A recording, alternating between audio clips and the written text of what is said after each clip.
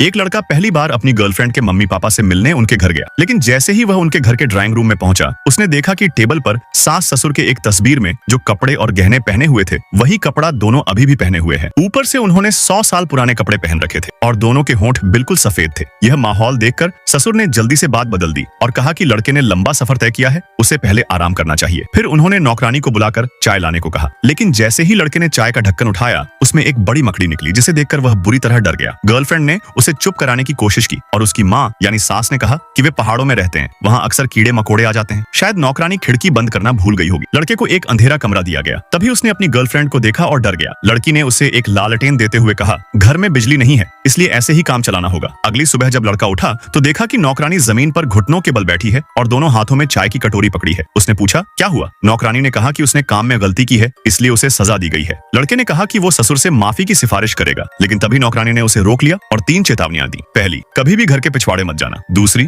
अटारी में जरूर जाना, वहाँ तुम्हें बहुत कुछ पता चलेगा। तीसरी, अपनी गर्लफ्रेंड के साथ एक कमरे में मत सोना, वरना जान से हाथ धो बैठोगे। अगर वो 7 दिन सही सलामत निकाल ले तो बच सकता है। लड़का टेंशन में आ गया। उसी रात जब वो सो रहा था, तभी उसे जंजीरों के घिसटने की आवाज और गालियों की हल्की आवाजें सुनाई दी। वो डर गया और खिड़की से बाहर देखने के लिए उठा, लेकिन तभी पीछे से उसकी गर्लफ्रेंड आ गई। उसने लाल नाइटी पहन रखी थी और हाथ में तरबूज का जूस था। लड़का डर गया। उसे याद आया नौकरानी ने एक साथ सोने को मना किया था। उसने कहा कि उसे नींद आ रही है और वो जूस नहीं पीना चाहता, फिर जाकर सो गया। सुबह नाश्ते में उसकी सास ने उसे एक कटोरा सूप दिया। जैसे ही उसने पहला घूंट पिया, उसमें से एक नाखून का टुकड़ा निकला। उसे उल्टी जैसा महसूस हुआ। नौकरानी को बुलाया गया। उसने कहा कि सब्जी काटते समय उसका हाथ कट गया था और गलती से नाखून गिर गया। लेकिन जब लड़के ने उसके हाथ को देखा तो घाव बिल्कुल नया था, यानी नाखून पहले गिर ही नहीं सकता था।